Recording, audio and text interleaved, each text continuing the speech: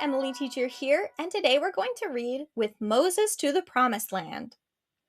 Harriet Tubman was born enslaved in Maryland in 1820. From the time she was a young child, she yearned to be free. The hard physical work that she was forced to do made her very strong. And though as an enslaved person she received no education, she was also intelligent and quick thinking. She put these qualities to good use, first in making her own escape, and later in helping others to do the same. So, we're going to learn all about Harriet Tubman, who started off as an enslaved person and then later became free. So, let's find out more about how she did that. When Harriet was in her late 20s, the slave owner she was forced to work for died. She feared she would be sold and sent to the deep south. There, the work was harder and slave owners more cruel. She decided to escape instead. She urged her brothers to come with her on the journey north. They reluctantly joined her. Soon after they set out, though, her brothers turned back. They were afraid of being caught. So Harriet continued alone, traveling mostly at night. Eventually, she made it safely to Philadelphia. Although she had found freedom, she couldn't enjoy it. So many others, including her family, were still living in bondage. So she made it, right? She escaped. She was free. But it wasn't enough for her. She wanted to do more for the people who were not free yet. In 1850, Congress passed a law making it a crime to help runaway enslaved people. But over the next 11 years, Harriet returned numerous times to the South to lead other enslaved people to Canada. In Canada, slavery was prohibited, and people who had escaped slavery were welcome. Altogether, during this time, she helped to liberate over 300 people. That number included her parents and brothers and sisters. Along the way, she stayed with people who offered food and shelter in their homes, often at great risk to themselves. These houses were called stations on what became known as the Underground Railroad. So Harriet became the founder of this Underground Railroad, where it was a way to sneak enslaved people from the south to the north where they could be free. On the way, there were these houses called stations of people who were not enslaved people who would offer to help those who were trying to escape.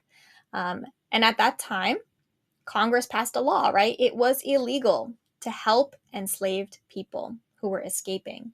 So if they had got caught, they could have been in a lot of trouble. So it was a lot of people working together to try and help others.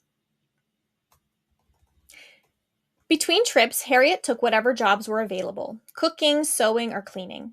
She used some of her money to help formerly enslaved people start new lives. She always saved some of it for her next journey south. She had many friends who opposed slavery. When she needed money for her work, they would help her by making donations. Slave owners were furious at having their property stolen. They offered as much as $40,000 for Harriet Tubman's capture. She was often pursued by people who wanted the reward. She had many narrow escapes, but she always managed to evade being caught. The enslaved people she helped called her Moses because she led them to freedom, just as Moses had led the Jewish people out of slavery in Egypt thousands of years earlier. So Harriet Tubman was hated by slave owners. She was helping to free their slaves, right? And slave owners would see the enslaved people as something they owned, not as people. So they were mad that they were having their property, those people, taken away from them. But that's why Harriet Tubman was so precious. She was considered the Moses of her time because she helped so many people to become free from slavery. During the Civil War, Harriet Tubman worked for the North as a nurse in the Union Army.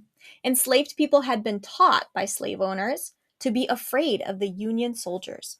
But Harriet went behind enemy lines and was able to reassure them. They believed her when she told them they had nothing to fear from the Union Army. On some occasions while there, she acted as a spy, reporting to her superiors when she returned to the Union side. After the war, she worked energetically to start schools in the South for freed people, even though she herself could not read or write. She eventually settled in Auburn, New York, where she established a nursing home for elderly African patients. When she died in 1913, thousands mourned this courageous woman who had helped so many people. So Harriet Tubman did many amazing things throughout her lifetime. And later on, she was a nurse in the North Side, the Union Army. She helped reassure those who were enslaved that the Union Army was going to help.